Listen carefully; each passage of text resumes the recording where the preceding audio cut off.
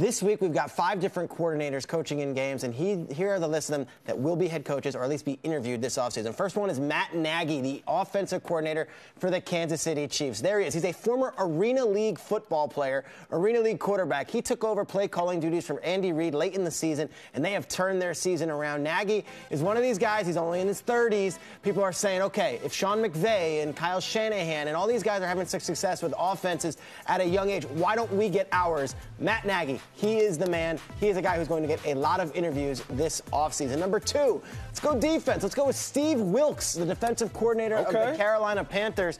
Ron Rivera has Wilkes on his staff in Chicago, in San Diego, and now in Carolina. He was the associate head coach. So when Ron Rivera had to miss some time a couple years ago, it was Wilkes who was running timeouts. He was running ways to work with the player substitutions. Steve Wilkes is considered a leader of men. And if you look at James Bradbury and some of those other defensive backs who have stepped up since Josh Norman left, Wilkes is given a lot of the credit. Number 3, very, very familiar name, Josh McDaniels, the offensive coordinator in New England. A lot of people tell me this is the year. This is the year that McDaniels takes a job, whether it be in New York, whether it be somewhere else, that he leaves the nest. We've seen Jimmy Garoppolo leave the nest. We have seen Jacoby Brissett leave the nest.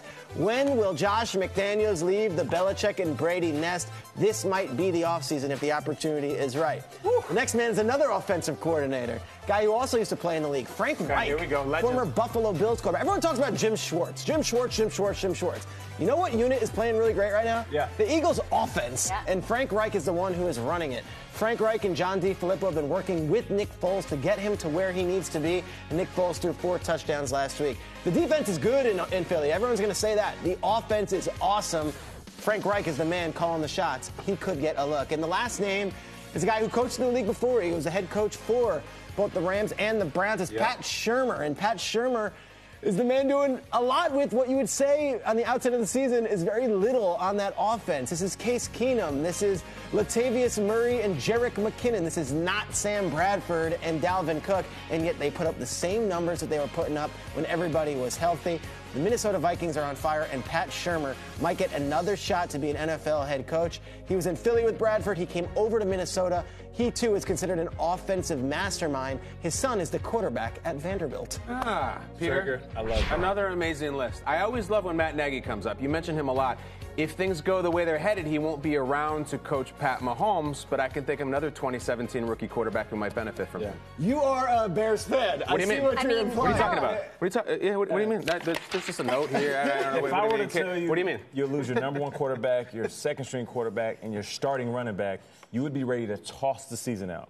Shurmur, for me, that's great for him. Really impressive. It's great leadership. His resume this year is incredible. I'm with you on Reich. You know what? That Eagles defense, everybody talks about the Eagles defense. They've been lit up lately. And Reich, why is that offensive coordinator not getting enough credit? Doug Peterson's also an offensive Schwartz guy. deserves it, people but kind of say Doug Peterson might have more to do with it. Reich's a legend, though. Frank Reich's a legend, and he interviewed last year. So it's very impressive. Good. That's their list right there.